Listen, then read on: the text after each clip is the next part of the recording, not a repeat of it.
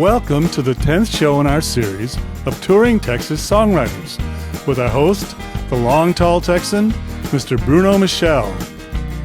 Today's show features Texas veteran singer-songwriter and storyteller George Enslee and is brought to you by the Barrel Brewing Company and the citizens of historic Salado, Texas.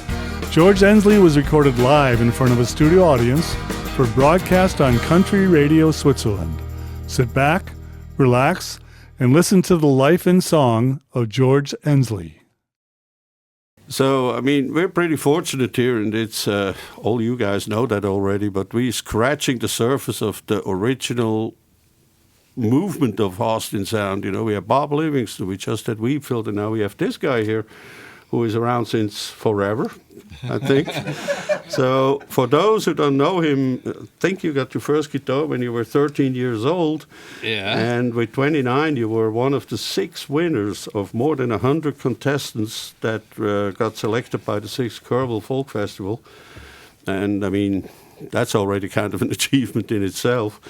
Jury members back then were people like Townes Van Zandt, people like Steve Young, and it's a career of almost half a century without telling how old you are. It's just amazing. It's a little over a half century. One of the founders of the Texas music songwriter scene, I would say, these days. So I think the best idea is to start with a song.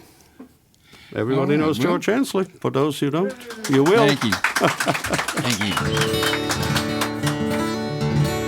Well, let's see. I guess I'll start off with a song that I wrote for Townes. Back in the day, I actually got to play it for him. It's called The Troubadour.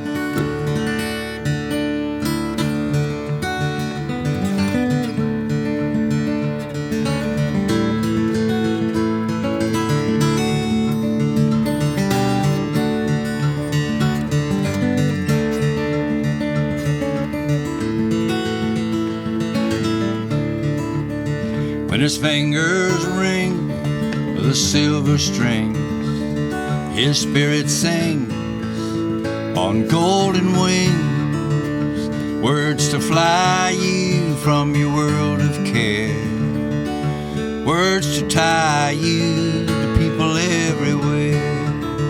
He's a troubadour, lost in his song, about that road we're traveling on. May he find love between the lines, high above him, sweet sunshine.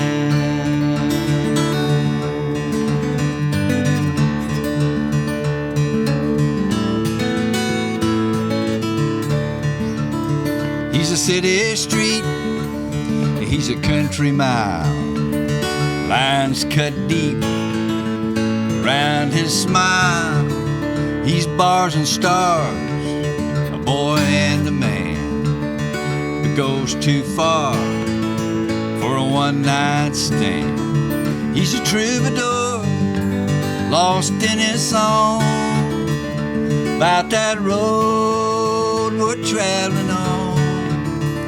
May he find love between the lines, high above him, sweet sunshine.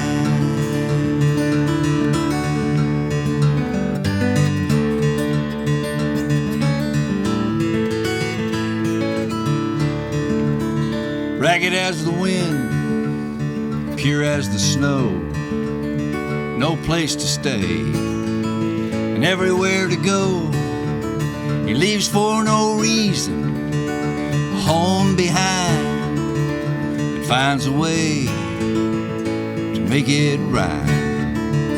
The troubadour, lost in his song, about that road we're traveling on. May he find love between the lines, high above him, sweet sunshine.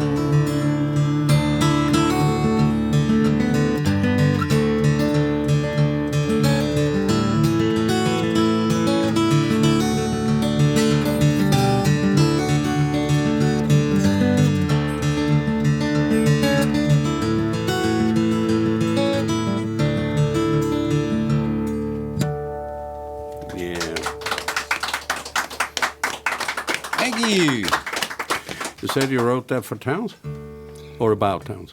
I wrote that for Townes, For yeah. Townes. Did you record and it? about Townes, of course. Did he record it? No, he never did record it. When I told him I wrote it, I said, I played it for him. I said, who do you think that song's about? And he said, you? No, it's about you, Townes. But that's the way Townes was. All right. Had a pretty dry sense of humor. Now, some people actually say that you paint songs instead of writing them. Where do you see the difference?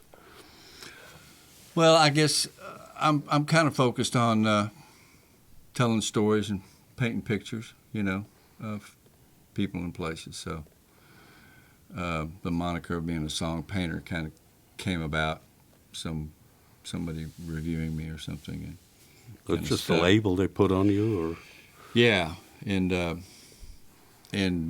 offspring from that was I came up with a concept to actually paint people's portraits with songs. So I created the PortraitSongs songwriting enterprise where I write custom songs for people about their loved ones, like you would hire someone to paint a portrait of them. Mm-hmm. Cool. So you would agree with that label? It's actually a good thing. Yeah. I'm flattered to be called a song painter. Now, many Texas artists have recorded your songs despite the fact that they're kind of esteemed songwriters by themselves. They took your songs on, and like Gary Pete, Bob Cheevers, there's Jeff Talmadge, and a lot of other guys. What does it mean for you to be recognized by your peers in a way like that? Well, that's kind of the highest form of flattery, really, and honor, is to have one of your peers record one of your songs, or sing one of your songs. So that's about as good as it gets, in my opinion. Do you do the same thing with songs of your peers? I do sometimes, yeah. But when it comes to recording, I predominantly do songs that I co-write with my peers, and then original songs, and so it's a real honor to be able to write with some of these folks too, like Jeff Talmadge and Chuck Hawthorne, and different people, Greg Whitfield. Mm-hmm. Cool. All right, I think we go into another one. Well, let's see. I've got a brand new record. It's called Home, and I think this kind of segues pretty well into the last song. This was inspired by, and I wrote this with Tony Ramey, by the way, fabulous songwriter. It's called Black Sheep.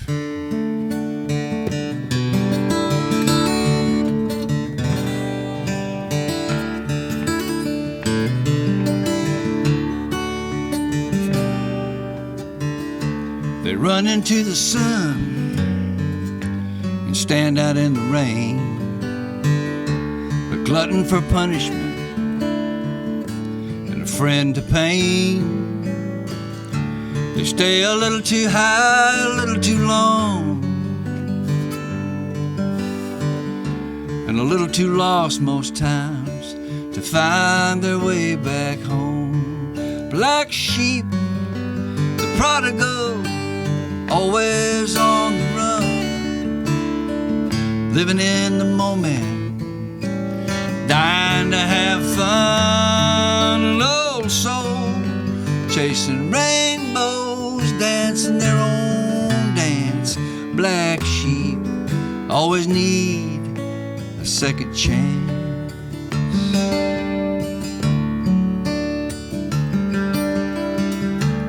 No, they're always calling in the middle of the night. They're always breaking down, thinking you can make it right. Their love is bittersweet, they're loyal to the end. They're their own worst enemy and your best friend. Black sheep, the prodigal, always on the run, while living in the moment, dying to have fun. An old soul chasing rainbows, dancing their own dance. Black sheep always need a second chance.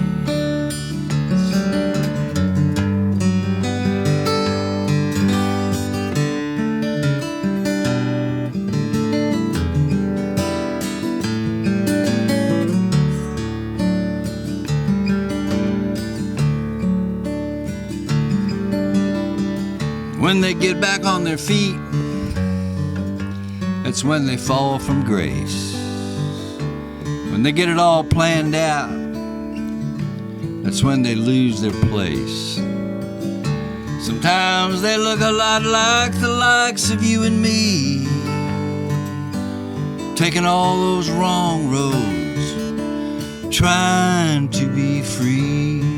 Black sheep, the prodigal, always on the run, all living in the moment, dying to have fun. An old soul chasing rainbows, dancing their own dance. Black sheep always need a second chance.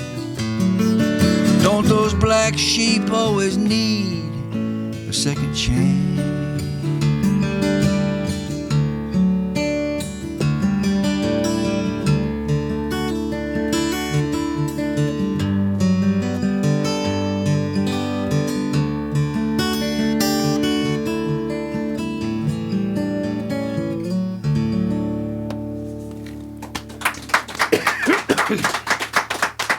Thank you. Thank you. You mentioned that you created PortraitSongs, and it's actually a thing where people can come to you and ask for a song for like a wedding, a birthday, a loved one, yeah, whatever. Now, I was wondering, why the hell didn't anybody else get to that idea earlier? Because you seem to be the guy that really invented that thing. I don't know. When I looked at folks that were out there already doing it, mostly it's just people that are writing like jingles for birthdays or something like that, but not really painting portraits. I have a questionnaire where people tell me in depth, about the person. Ever since they were born until, where they are right now. So it's, it's pretty involved as far as delving into their personality and what they want to emphasize about the people. They sort of help me write the song for the most part. And then I have melodies they choose from, so there's a template there. Like templates, yeah. Yeah. I don't know why. No one's done it before, but I enjoy it. For a 20-year-old, that song is probably only 2 minutes and 15 seconds, while for an 80-year-old, you sing for 10 minutes. So how do you kind of cut that thing together? They're all between 3 and 5 minutes. I want people to get their money's worth. Pretty hard to cram a life in there, for a really old guy, right? Well, I'm kind of creative that way. I make the most of the questionnaire, but I haven't had any. Well, I did write one for a young man in hospice who was in his 20s through StorySongs. I'm partnered with StorySongs now, and I'm writing them for people in hospice. And he was only in his 20s, but he was very special, and he had a very special smile, and so I kind of cue off of that and emphasize that aspect, because that's what the person who I think you're actually an wanted me to active write part the of song. StorySongs too, right? Yes, You I do the help out concerts a lot too. there. Because we had Albert and Gage on about 2 months ago, and she talked about that project. Yeah. It's gotten bigger and bigger and It's bigger. wonderful. It's a wonderful It's nice foundation. to see that all the musicians actually help out. Yeah. Do a lot of good things there. Well, music is healing. Yeah, absolutely. That's our job, I feel like. All right. We're the healers of society. One of my favorite songs is All I Need, a thing that you co-wrote with Richard. And Richard Dobson, by the way, for those who don't know him, he was an old friend of ours and obviously of George's. And he passed away a while ago, and pretty unexpectedly, actually, everybody has to say. And that song kind of it touched the soul of a lot of people, I think, the way it was written and the way you guys performed it. So for me, that's kind of a favorite. Do you guys have any, or do you have any other favorites of like songs that you wrote or co-wrote that you think are special to you? I mean, well, Richard and I wrote a song about Bigfoot Wallace, who was a very colorful Texas Ranger, and he recorded that on this last project before he passed, and that was a real fun thing to do too. This All I Need is it's interesting because Richard was a Buddhist and I'm a Christian, and so as you can imagine, we had a certain amount of territory where we kind of crossed paths, and then there was other territory where we went kind separate directions, yeah. and but it was kind of a miraculous feat because it highlights the similarities between the spiritualism of Eastern and Western, religion. So, want me to play it for you? Absolutely, yeah, please.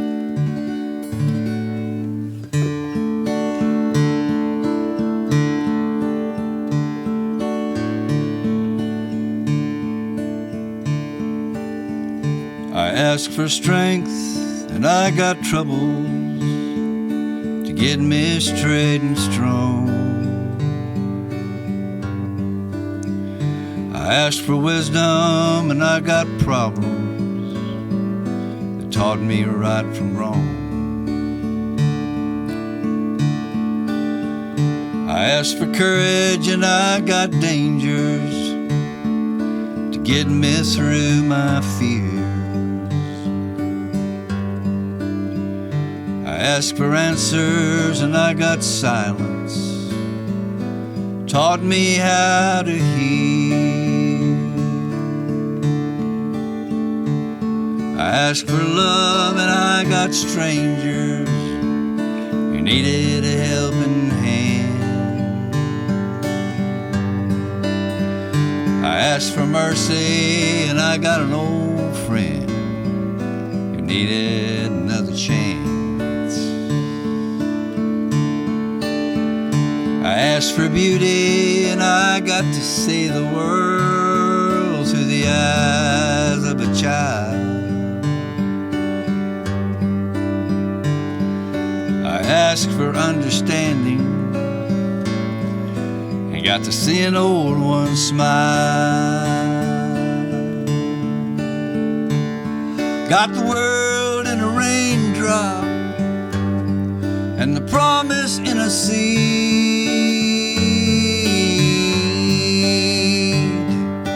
I got all I wanted when I got all I need.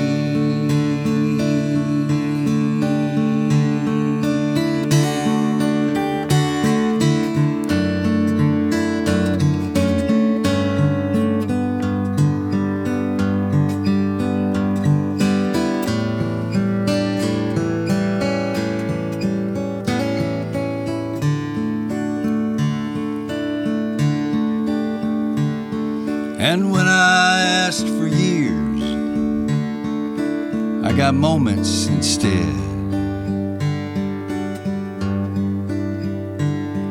And when I asked for a feast, I got my daily bread.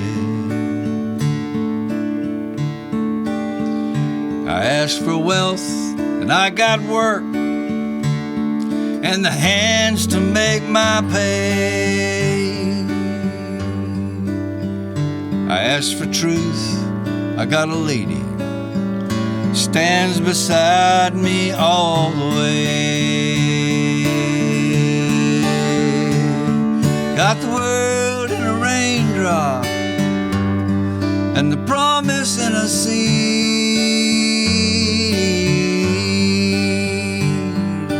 I got all I wanted when I got all I need.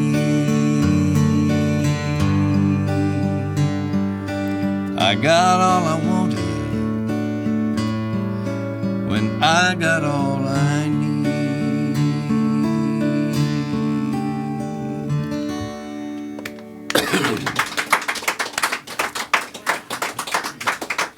Thank you.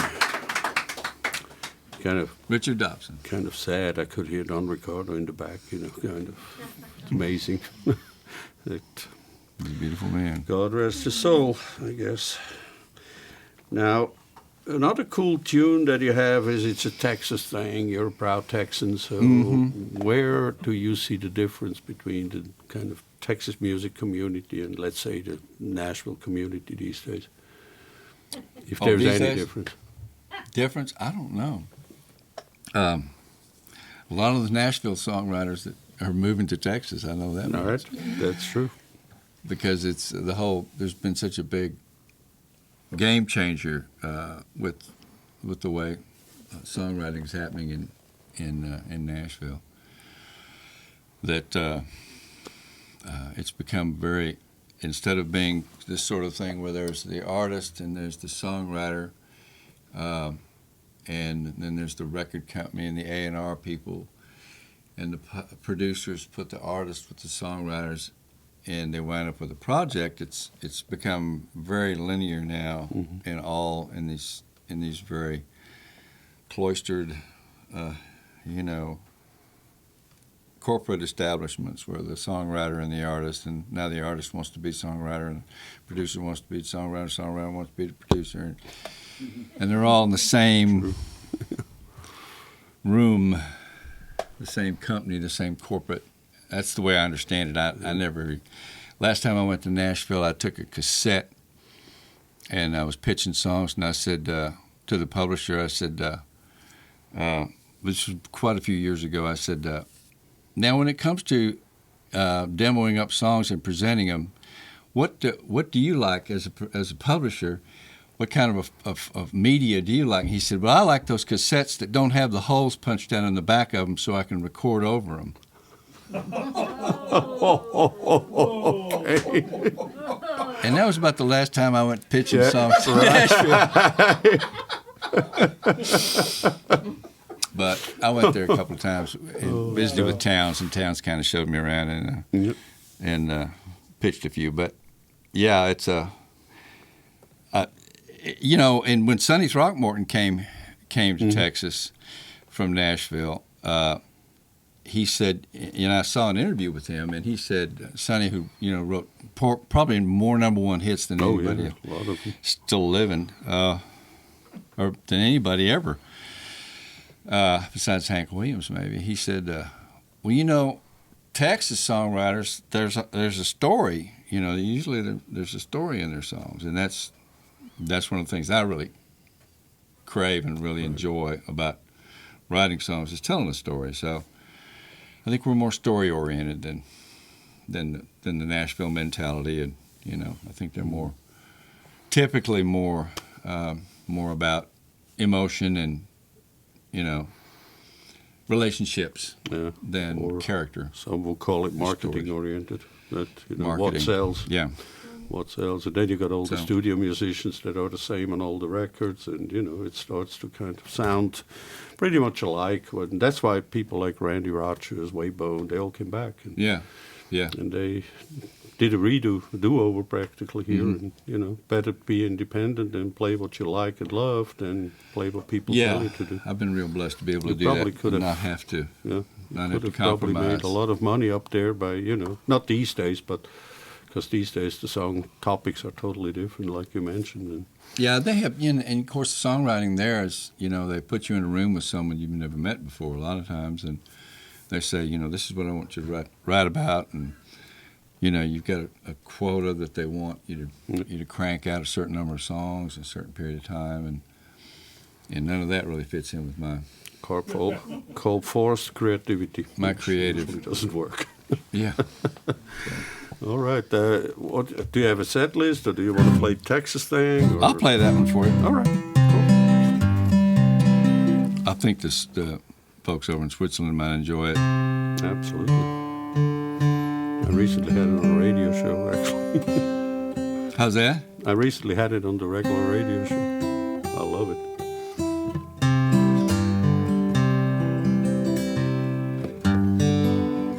So it's a little chauvinistic look at Texas, I guess you'd say.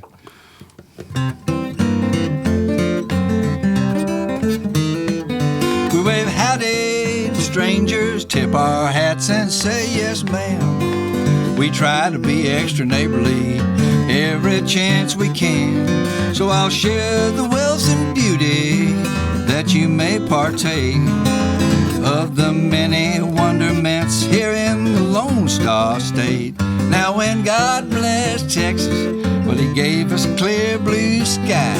Clouds just made for daydreaming, slowly floating by. He lit our nights with stars big and bright, just made for wishing on. It's a state of mind that you can't find till you go to old San Antone, 'cause it's a Texas thing. I want y'all to know what it's like living in paradise and how we come by our bragging rights. It's a Texas thing. Well, it's as good as it gets. Do you ever wonder why you ain't a Texan yet? We got our own down-home cooking. We got your great steaks, chicken fried. We got a Tex-Mex plate that'll set you straight.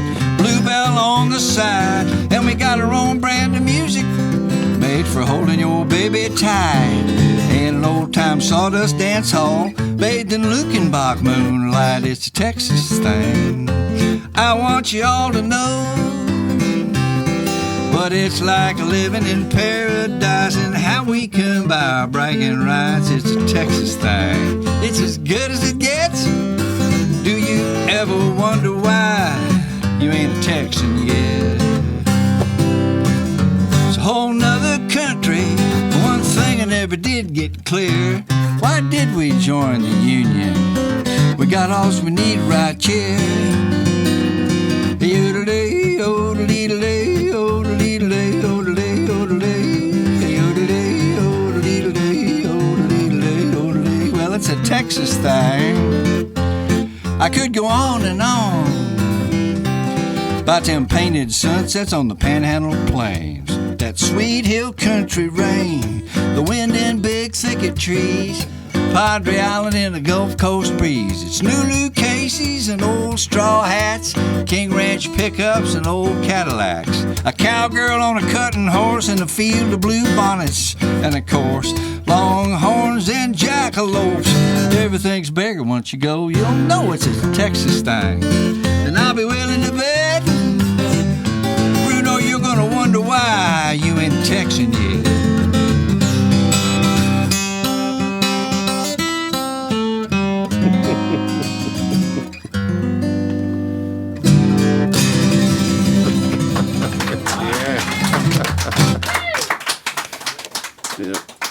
That's go ahead. Somewhere in that neighborhood. That's probably the song we're going to play in the future if anybody asks why we moved down here. So that's a pretty straightforward answer, I guess. And it encompasses everything that is really. Well, I thought we might need a national anthem. That would be cool. Just in case. Nice. Well, the fun part is we can secede. Yeah. The fun part is that, about joining the union that you were singing, that it was never countersigned. So basically, we're still independent. Still got the option on the table, yeah. They didn't figure that out. Let's talk about songs like Uncle Jack or Billy Bob's Backyard. Uncle Jack? Or what is the ratio of songs that you write from, let's say, stories that you invent versus real stories that you actually have experienced? Well, you never, as my buddy Hal Ketchum would say, you never let the truth get in the way of a good story. So, you just need to be true to the song. And and like Steinbeck said, just because it didn't necessarily happen doesn't necessarily mean it isn't true. That's right. It could have happened there somewhere. But yeah, I mean, I find inspiration, through just living, and keeping my antenna up for a good story and a good message, a good message. Observation, obviously, and see what's going on around you. And living, family, friends, and sometimes reach out for getting ideas from stories. But there's a lot of inspiration out there in everyday world, everyday life, everyday living. So Uncle Jack is a character. Billy Bob, actually, I used to live next door to Billy Bob, so that wasn't a big stretch. That's actually a fun song too. But let me play you a song about a story song that is on the new album. Absolutely. It's about something that happened to my brother in Syracuse, New York. Before I was born, my brother was 12 years older than I, so I never lived in Syracuse, but heard a lot of stories about what life was like up there. And one of the stories that was told by my dad and my brother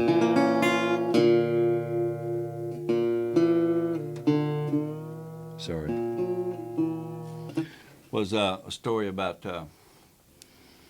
an incident that happened when he was a little fella on his way to school. It gets real cold in Syracuse. That's one of the reasons my dad decided to relocate to a warmer climb.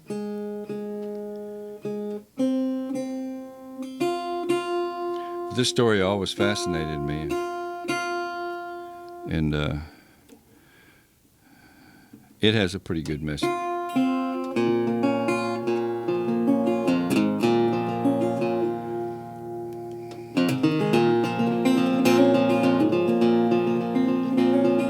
Johnny was skipping school that frozen winter's morn. If he'd have played it straight, he'd be safe and warm in the little country schoolhouse. But the lesson learned that day would come from one he'd least expect would ever know the way. The bridge was all iced over and the railing was gone.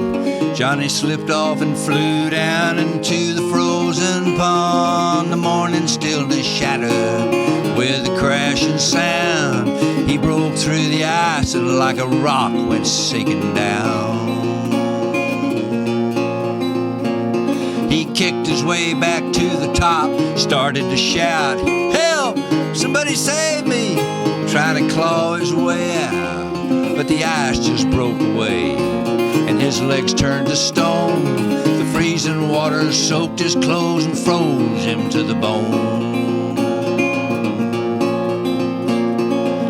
Just then a passerby showed up on the bridge. He saw the situation and he thought of all the risks. Well, if I try to save him, I might drown myself. I wish this burden would fall on someone else.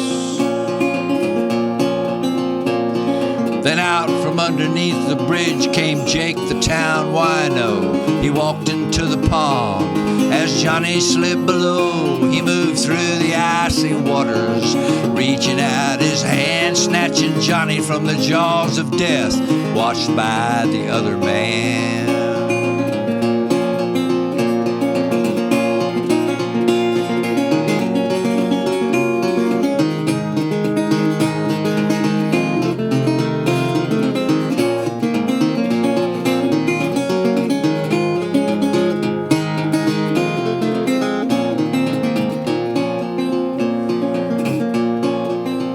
Jake wrapped Johnny in his blanket and he carried him back home like a ragged old Boo Radley, stumbling but strong. The father met him at the door and he took his shivering child from a most unlikely savior with a toothless smile. The dad offered Jake his money for saving his son's life. He said, "No, thank you, sir. I just try to do what's right in the eyes of the Lord." And as they watched him walk away, "He's an angel with a broken wing," Johnny heard his father say.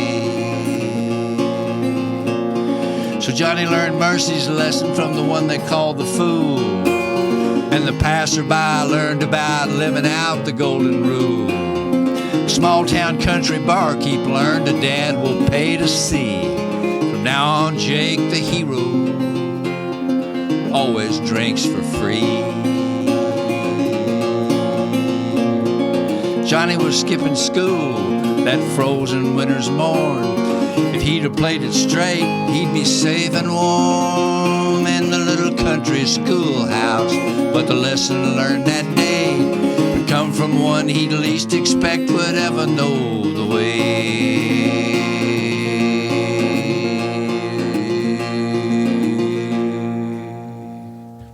Yeah. Thank you. Great. That's a true story. How have you any idea how many songs you've written?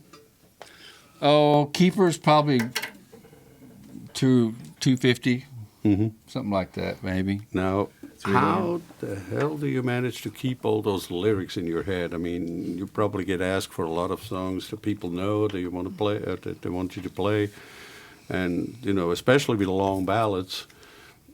How the heck do you do that? Oh well, I will forget half of it, I guess. It's just part of habit, It's just Of course. something you learn to do. Practice and do it every day. But on the other hand, there is so many that it's. You ever Well, have the problem that some of them are old lyrics songs slipped, that or- I still don't do. Yeah.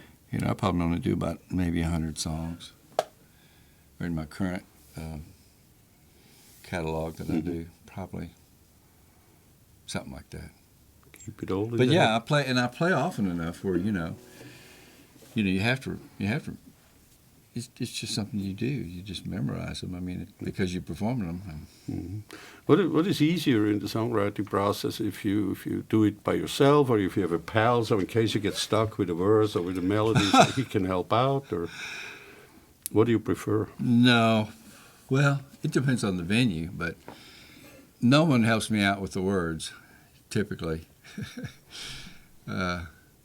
I have to remember the words. But No, I'm not talking about playing. I'm talking about songwriting. When you write a song, do you prefer to write that by yourself or to have a buddy that can help you rearranging things or I having wrote new by ideas? myself for probably about at least 40 years or so before I started co-writing. So it's a relatively new phenomenon, but I really enjoy it, and I've been blessed to pick, have enough folks that I can pick and choose, who I want to write with, and honored to have them agree to do it. So it's from before you even get started that they're going to be of like mind and heart and soul, before you. But if you were in Nashville, you wouldn't have a choice. They'd just sit you down with somebody. Yeah, it's almost a out of the factory blue. thing. And so. So you still do it by yourself too, I guess, right? Yeah. No. Oh, yeah. I'm always writing. Now you're kind of waking up at 3 in the morning. It's at then you got to be there and write, or do you just go back to sleep? Sometimes. I mean, all I need was I kind of had an epiphany with that song, and that'll happen every once in a while, but usually it's work, and I even teach workshops on the crafting part of writing, because the inspiration is one thing and the idea, but you have to take what I call this big idea and you have to wind up with a Funnel it down 3 or 4 somehow. minute song down here, So, usually all this part in time and effort is spent trying to find just the right way to say what it is that you started off with, this big idea, Well, So cool. All right. Okay, let's go back to the script, which is we play another song. play another song. Okay, I'll play. I recently finished shooting a part in the movie. The movie's called Buck Alamo, and it's about a local songwriter friend of mine who had he's gone through recovering from a lot of different kind of addictions and whatnot, and wound up being finding himself through the Lord. And his nephew is a Hollywood director, and he decided that he was going to write the script about his story and go ahead and shoot his own movie and write his own movie. So we just got through shooting it, and I get to play myself in the movie, which is really kind of strange, you know. But I said, "Are you sure?" And he said, "Yeah. I mean, you're Buck's friend." And the actual Buck turned out to be Sonny Carl Davis, who's old-time Austin. He used to sing with the Uranium Savages back in the 70s, and he made this seminal movie called The Whole Shooting Match that apparently was the inspiration for Robert Redford to start the Sundance Independent Film Festival. It's quite a cool movie, but he's the one that wound up being the starring role. But the Texas Thing and All I Need are in the movie, and the Troubadour might be in the movie. We've recorded it. I don't know if it's going to wind up on the cutting room floor or not. Is it like a full-length feature? Yeah, it's a full-length movie. Wow. But this is another song that is going to be featured. I wrote this with Danny Brooks.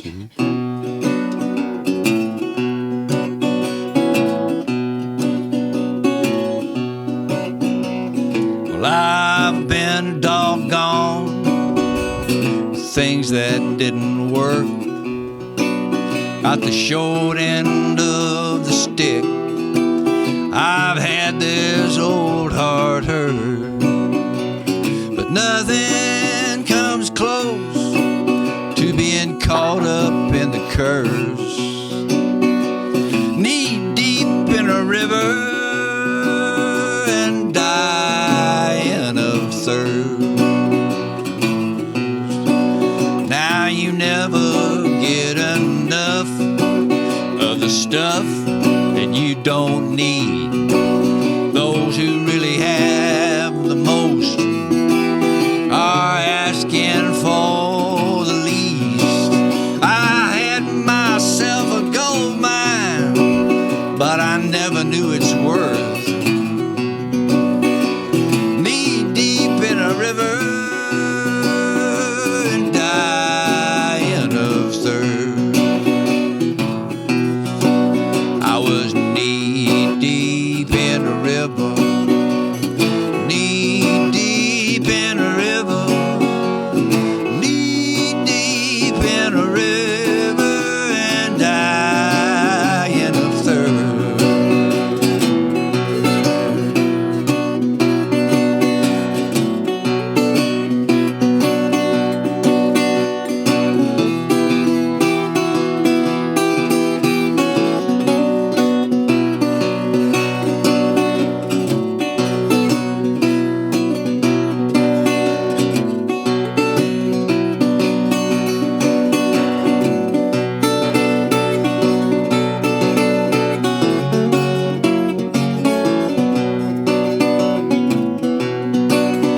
Then in the middle of my darkness, oh, light came flooding in.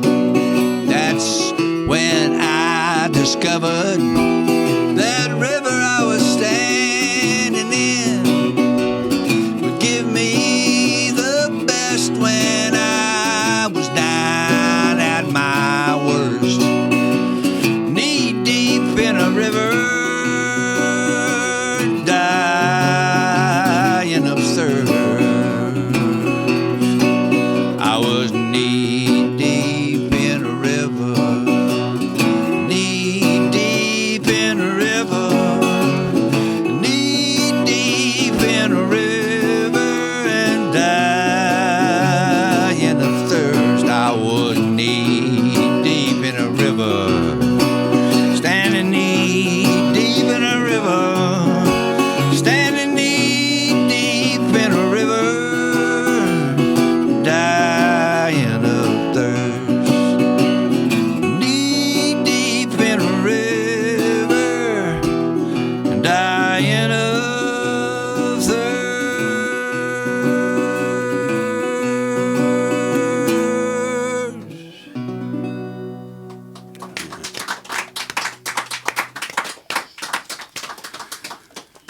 So much for the heavy metal.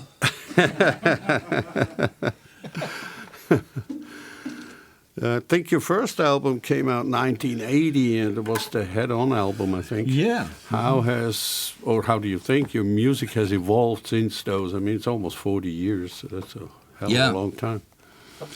Well, hopefully I'm writing better songs. You know, when you start out, you know, in your 20s, and I know all you other songwriters can probably identify with it, it's like you're doing something for the first time. Your experiences are about the first time, you know. So inspiration is just all over the place just from your life, you know. And then, you know, when you get into your 30s, you know, that's still going on. You get into your 40s and 50s, and, you know, you sort of have to start looking around for inspiration and, you know, looking at, you know, other places. And it's not just about doing something for the first time, you know, but it may be about a deepening relationship, or, you know, maybe about learning about things for the first time when you get older, but doing things for the first time is what. So my first record, Head On, it's mostly about adventures, you know, adventures.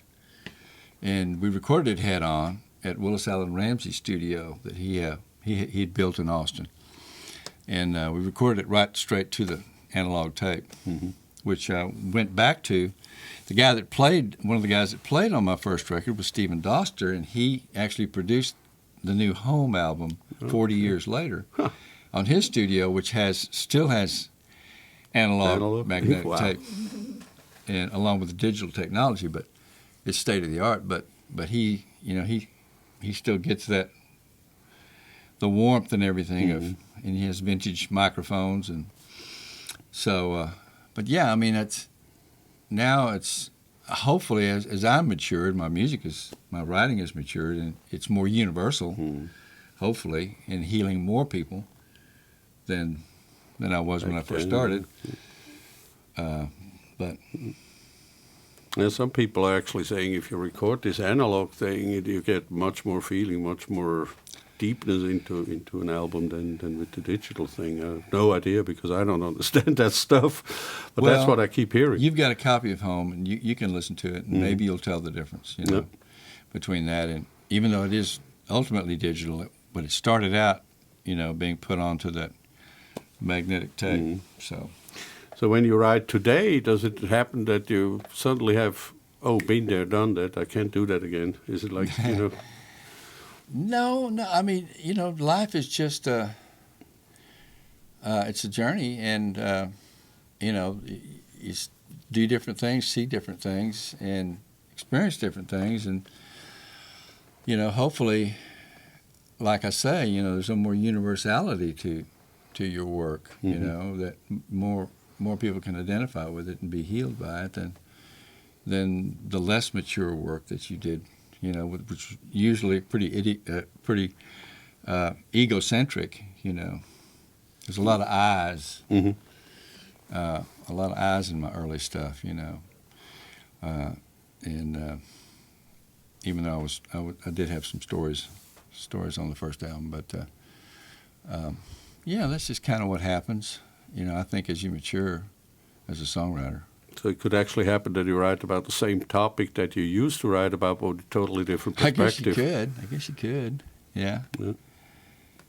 Seeing it from a different point of view. You know, from so many years later. Turns out totally different at the end of the day. All right.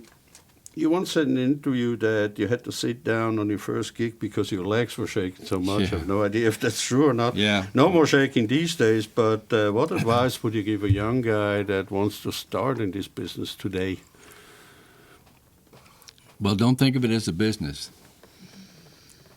because music and business is an oxymoron in my book. I mean, if you're going to make music, then you're going to make music. You know, as far as the business end of things go, that's somebody else's bailiwick, you know. And if you start having that compromise your work, your artistic creation, if it's going to be tainted, It's compromised. compromised, yeah. Then, but I would just say, write what you feel, and I think you should sing every song like it's the last song that you're ever going to sing. Because it might be. Could be, yeah. And especially at my age. You never know. Go around the But corner. seriously, it's happens. like, I did a show, and I won't mention any names, but I was doing some work and with someone, and they took it very lightly, when they were performing. And I thought, well, you're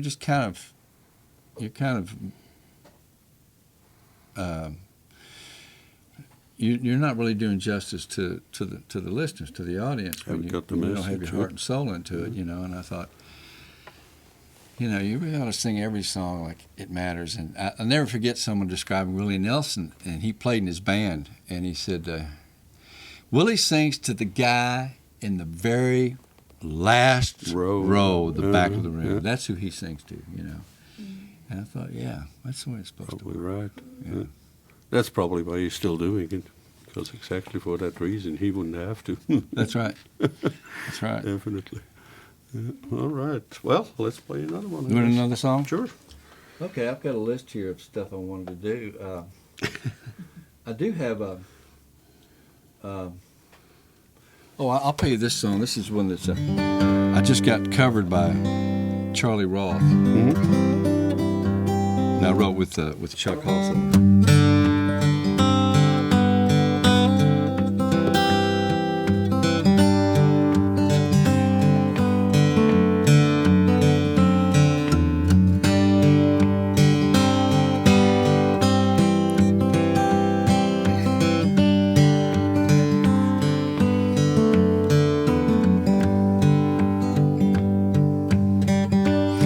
Dad gave me this pair of gloves when I moved out on my own. It was like a rite of passage the first time I put them on. He said, wear them for the greater good. And remember, son, always build God's kingdom. And don't forget where you come from. They're just like my second skin. Sometimes it's hard to see if I'm wearing them or if they're wearing me. I bear the scars for every time I threw that gauntlet down. Those gloves didn't know one any good, laying empty on the ground. But just before I turned away, I heard my father's words. I picked them up and put them on and got back to my work.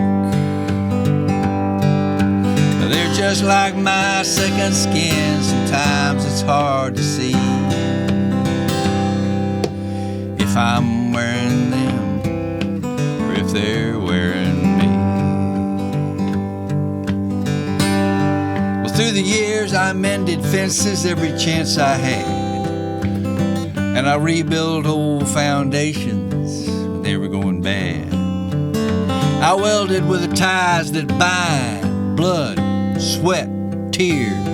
It's like my dad's hands were in those gloves. God's kingdom's right here.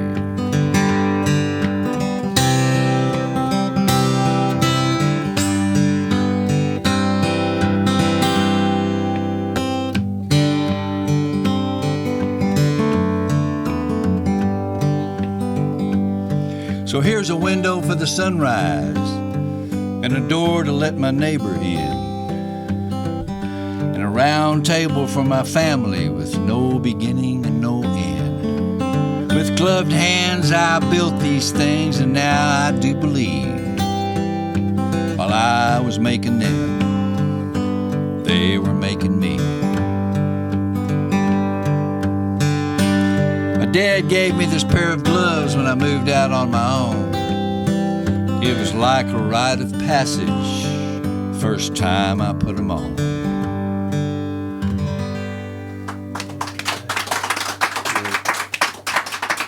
True story, I guess. Or well, You know, John Steinbeck said. All right. Well. Yes, that's a true story. One, Mostly. As the other guy said, if it's not true, it's well kind of invented. It's well invented. No, that's a true story. These days, as you talked about the music scene, that the business side of the music scene, and it's really questionable where are the young artists that actually are going to fill the shoes of the guys like Townes Van Zandt, Guy Clark, and all these people. And every now and then I hear somebody that I think, wow, that could be one of those guys, maybe in 10, 15, 20 years. Do you see these people somewhere? Every once in a while, but it's kind of rare. And I'm not really plugged in that much to the young community, but actually I play annually. I played Townes Van Zandt's birthday party, and Butch Hancock hosted at the Cactus Cafe, and you get a pretty good overview of some of the young up-and-coming folks that are doing Townes' songs, and so I get exposed to them at that point, at that point in time, and there's a few that come out to my shows, but there's not, I'm not like mentoring anyone, and I don't know that anyone really is out there filling their shoes. The problem is the venues are not there. The singer-songwriter venues, they're really the stepchild, which is ironic because they're what put Austin on the map. But Austin's become the live music capital of the world, but it's also the free live band music capital of the world. Almost. And singer-songwriters don't sell booze. And so it's not a real marketable kind of venue to be operating, or at least no one's really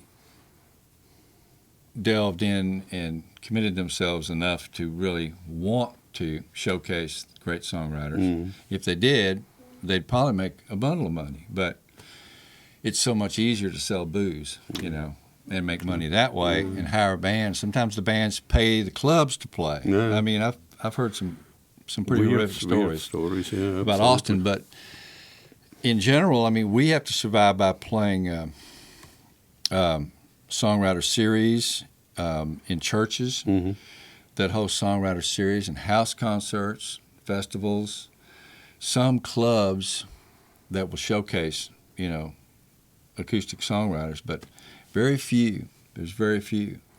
So as far as filling Guy and Townes' shoes, it's hard. It's hard to find a place for them to do that. The Old Quarter in Houston still really cares about acoustic music and about lyrics. And Anderson Fair, and I play there, and I play the Old Quarter, and Uncle Calvin's and the Open Door up in the Dallas-Fort Worth area, and there's the festivals like Woody Guthrie's Festival, and Kerrville Folk Festival. Right. And that's at Kerrville, they'll recognize the up-and-coming songwriters. But Guy and Townes, it's amazing what their reputation, how worldwide their reputation is, especially Townes, because Townes really was into underachievement his whole career. I mean, I always tell people that Townes made it in spite of himself, because he didn't really care at all about recognition and fame. I mean, he was solidly committed to his work and having a good time. Kind of a similar level like Graham Parsons was almost. I don't know. And randomly Jack Elliott, he's the real deal from back in the day, and he's like the last of that era. He's in his 80s. Townes and Guy, they were born in their 40s, in the 40s, and they lived in Guy. Of course, Townes only lived to be 52, but he didn't get Guy lived to be 74. But I don't know that there's that many young up and coming. Bring the venues back that actually feature those people. That's going to be hard, because I think even on house concerts you have the fact that a lot of people in our age book songwriters for house concerts, or is it really also young people booking that? Or like if you get requests for a house concert? I'm not. Oh, young people hosting house concerts? Yeah, actually organizing them. I don't know.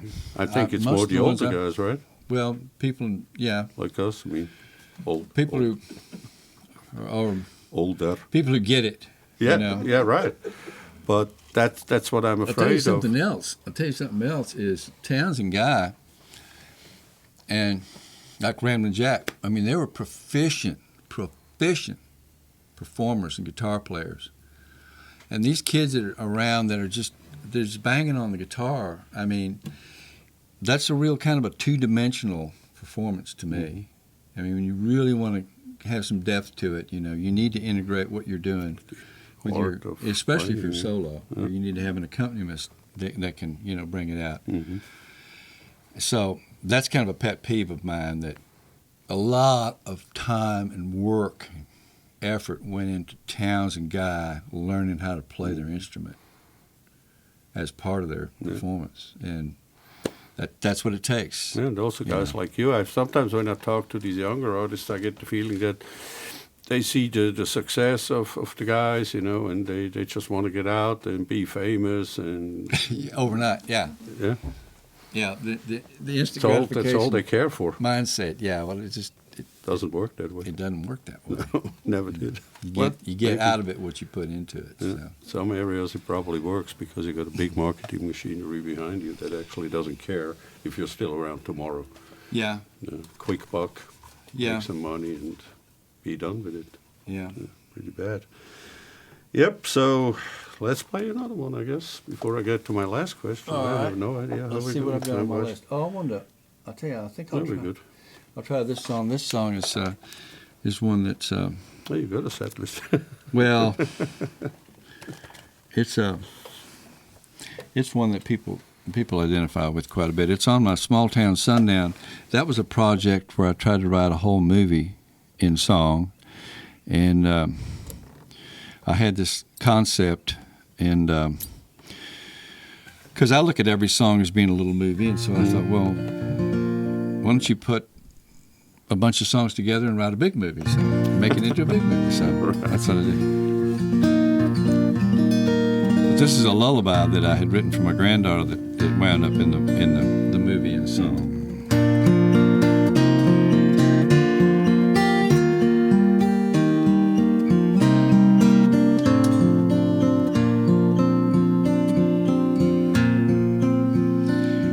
May you always show the way, live by the golden rule, and be kind to others who are not kind to you. May you live with no regrets and never miss a chance to tell someone you love them or ask someone to dance. May you grow up straight and strong like a cottonwood tree, shine like a wildflower for all the world to see. Feel the freedom of the wind and the warmth of a home. Have the laughter of a best friend, sacred time alone. Now your dreams are waiting. Say your prayers and close your eyes. May you one day see them all come true. And always know the world's a better place because of who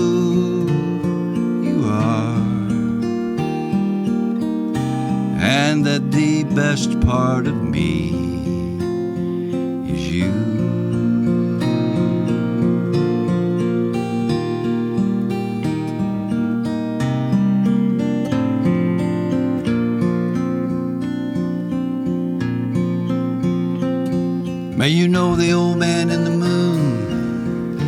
wish upon the stars. May your eyes be filled with wonder from fireflies in a jar. May you hear the red-tailed cry and hear the white-winged sing, and know there's a reason why we're blessed with all these things. May you always listen to your heart when it's time to make a choice. And when your plans all fall apart, hear his still small voice that says, keep believing, love will find a way, and that the darkest night will find the light of day.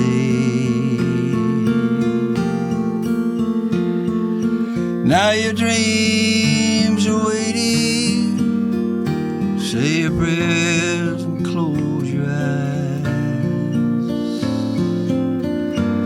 May you one day see them all come true, and always know the world's a better place because of who you are, and that the best part of me is you.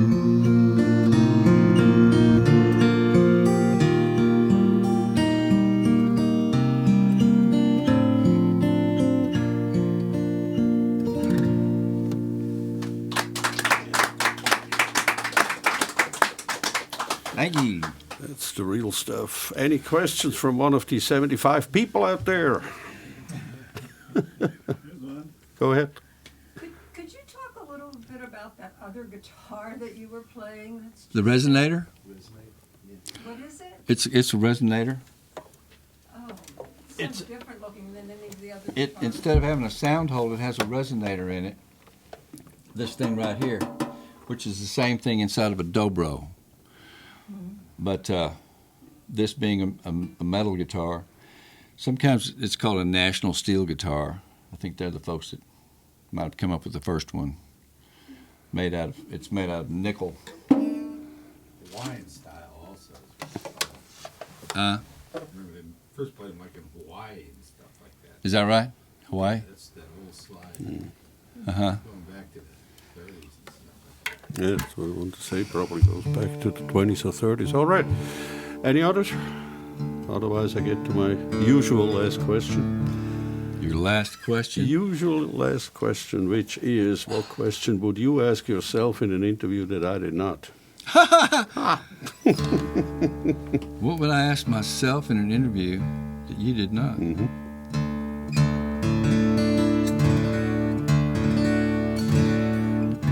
Would you please play one more? Yeah, we do that anyway. We do that anyway. That was a good trick to get out of it. But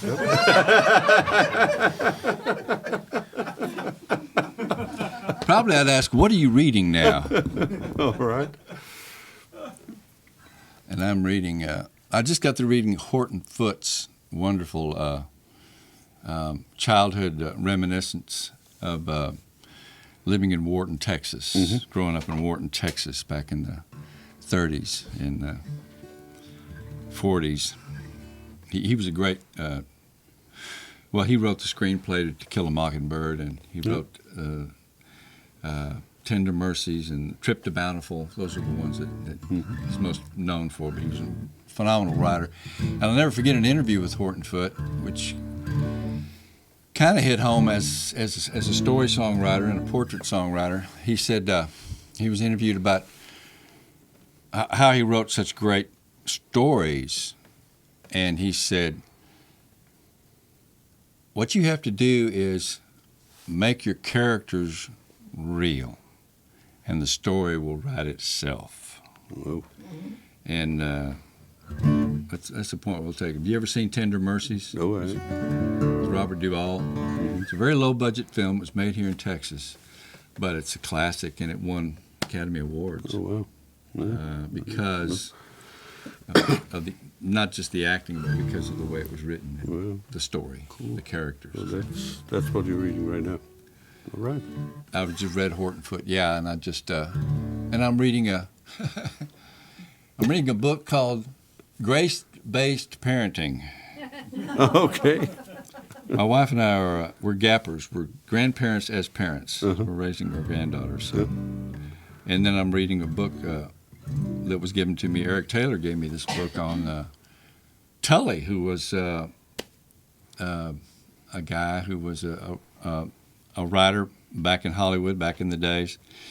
But he started out as 14 years old, leaving a small town in Ohio and hopping the trains. He rode the freights for like 10 years and wound up in Hollywood, and he wound up being a real famous journalist for the Hollywood scene, and also wrote quite a few books. Well, how do you get to read all that stuff? Where do you find the time besides writing, parenting, grandkids, but gigs? I don't stop. Just Not the ever-ready bunch. All right. But I would like to play one more song. Yeah, that's why we want to go back to your first question. Why don't we play another song?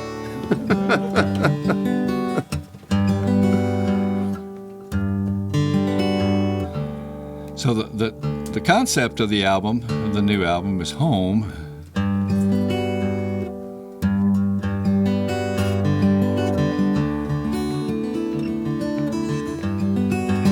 It starts out, of course, when you come of age and you pack everything that means anything to you in your old car and take off on your own. In every life, there comes a time to leave everything and nothing behind. You're too young to go, but you're too old to stay. So you're on your way to find your wings and the song born to sing. But on your way, remember you always have a home to come back to.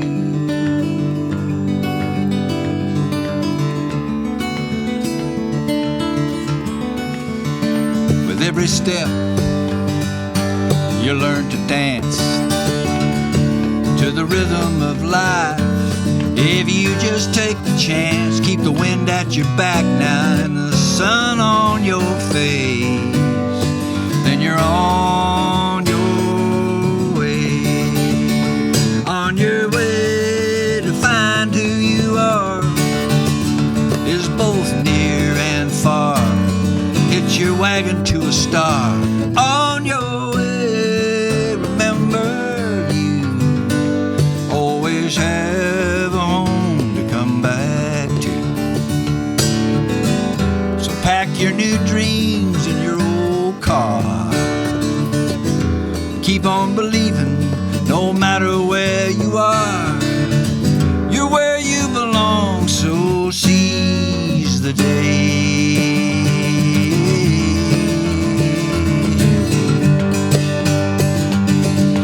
And be on your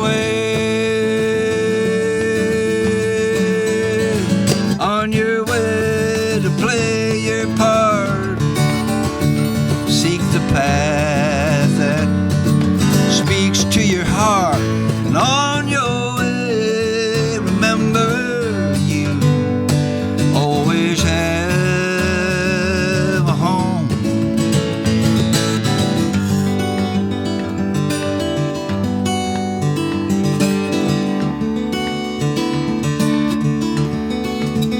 Get your wheels a-rolling,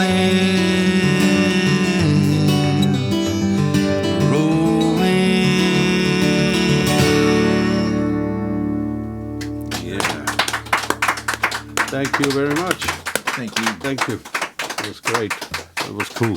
Thank you all.